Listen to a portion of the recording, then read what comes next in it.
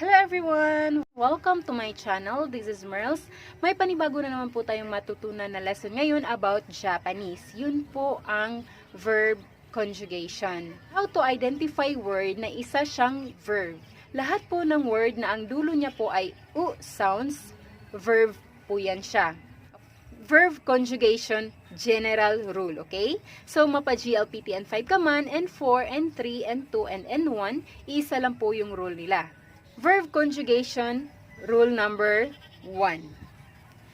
Lahat po ng word na nagtatapos sa ku, tsu, nu, gu, mu, su, bu, u, ru.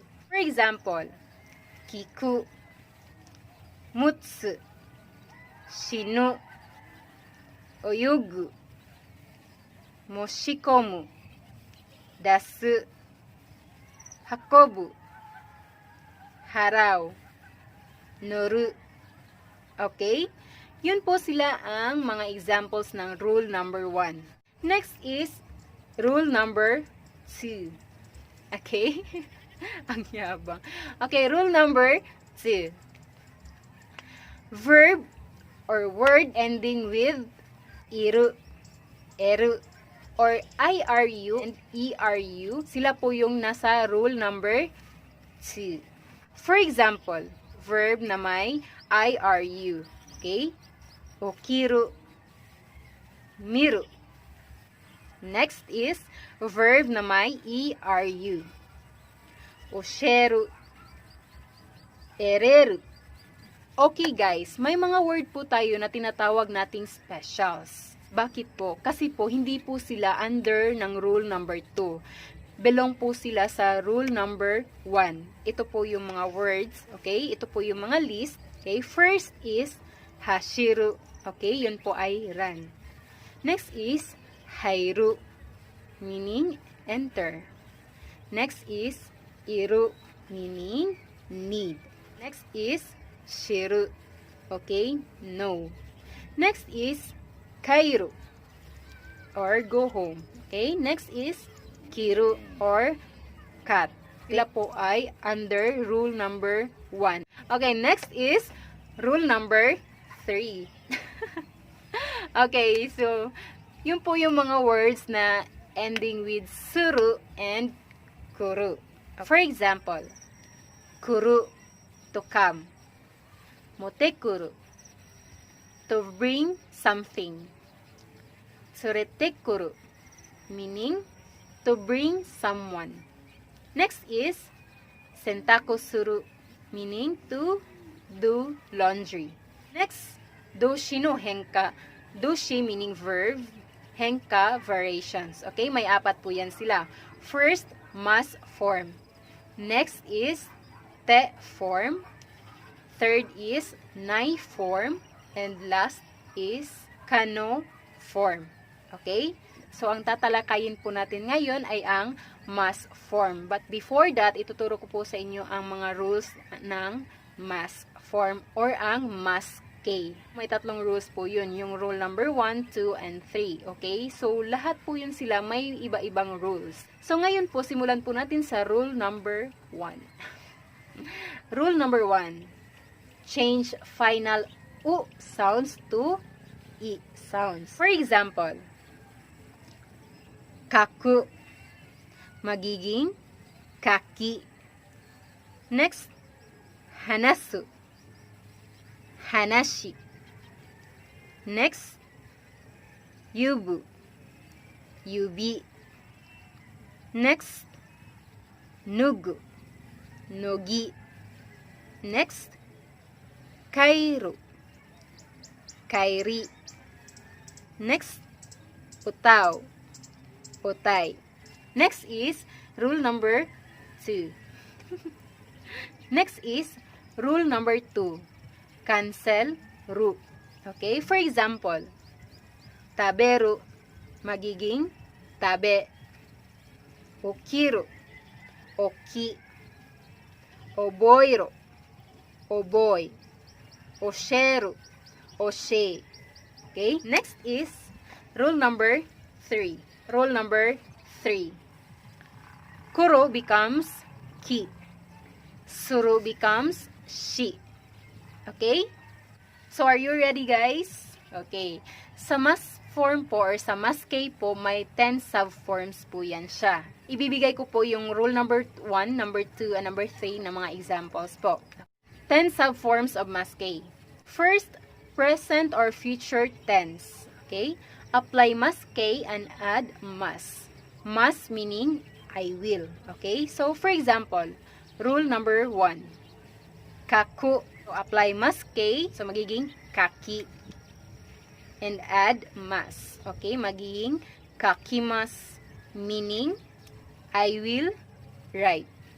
Rule number 2. Taberu. Cancel ru. Mas K niya po is magiging tabi. Okay? So, add mas. Tabimas.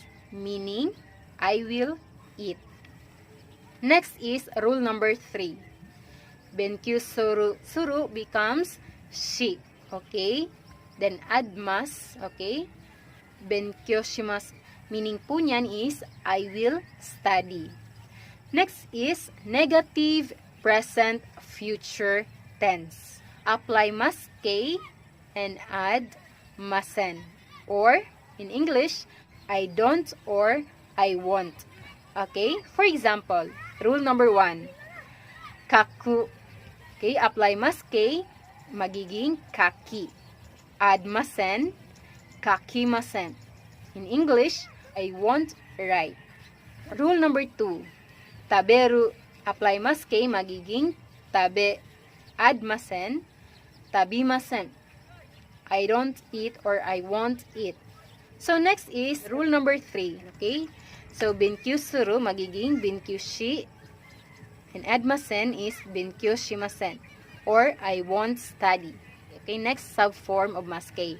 Past tense. Okay, apply mas K and add mashita. Or, I did. For example, rule number 1. Kaku. Apply mas K, magiging kaki. Add mashita, kakimashita. Meaning, I wrote. Rule number 2. Taberu.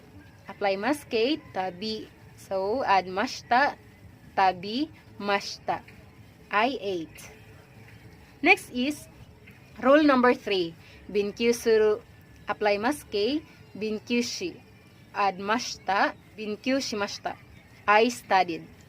Okay, number 4, negative past tense. Apply mas K and add masen deshita. Meaning, I didn't or I did not. For example, rule number 1. Kaku. Apply mas K, kaki. Add masen deshita. So, magiging kakimasen deshita. I didn't write. Rule number 2. Taberu. Apply mas K, tabi. Add masen deshita. So, magiging tabimasen deshita. I didn't eat. Next is rule number 3. Benkyu suru. Apply mas K, benkyu shi. Add masen deshita, magiging benkyo shimasen deshita. Or, I didn't study. Next is inviting form. Okay? Apply mas K and add masen ka. Or in English, would you like to? First rule. Kaku. Apply mas K, magiging kaki. So, add masen ka. So, magiging kakimasen ka. Okay? Or, would you like to write? Okay. Next is rule number 2. Taberu. Apply mas K, tabi. So, add masen ka. Magiging tabimasen ka. Or, would you like to eat? So, next is rule number 3. Benkyo suru mas K, benkyu shi. And add masen ka. So, magiging benkyo shimasen ka, or would you like to study? Next is let's form. Apply mas K and add masho, or let's. Okay? Rule number 1. Kaku. Apply mas K, kaki. Add masho, magiging kakimasho, or let's write. Okay, next is rule number 2. Taberu. Apply mas K, tabi. Add masho, magiging tabimasho or let's eat. Next is rule number 3. Binkyusuru. Apply maske magiging binkyushi. Add masho, binkyoshimasho. Yan siya. Okay, so let's study. Next is shall form. Apply maske and add mashoka or shall I. Rule number 1. Kaku. Apply maske magiging kaki. Add mashoka, so magiging kakimashoka. Shall I write? Rule number 2. Tabiru. Apply maske tabi. Add mashoka magiging tabi mashoka or shall I eat? Next is binkyusuru. Apply maske binkyushi. Add mashoka, so magiging binkyoshi-mashoka or shall I study? Next is want form or tai form. Apply maske and add taides or I want to. Okay? So for example, rule number 1, kaku. So apply maske kaki. Add taides, so magiging kakitaides or I want to write. Next rule is taberu. So apply maske magiging tabi. Add taides, tabitaides. Okay, so magiging I want to eat. Rule number 3, binkyusuru. So apply maske magiging binkyushi.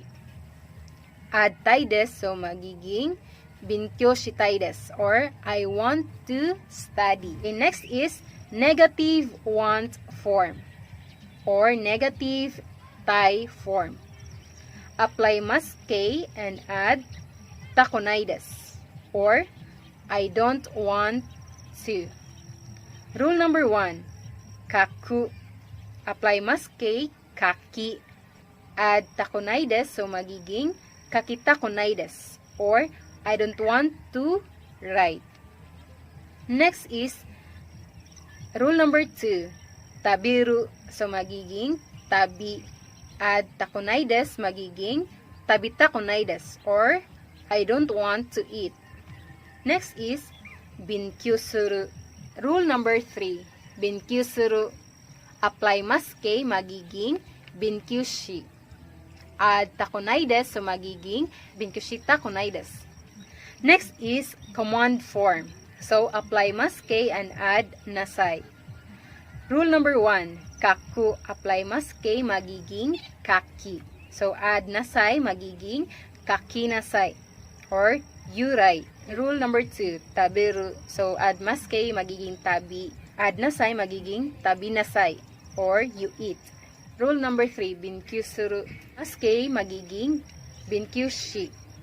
Add nasai, magiging binkyoshinasai or you study. Okay everyone, that's it for today. I hope everyone is safe and well. Thank you for watching. I'll see you in my next video. God bless!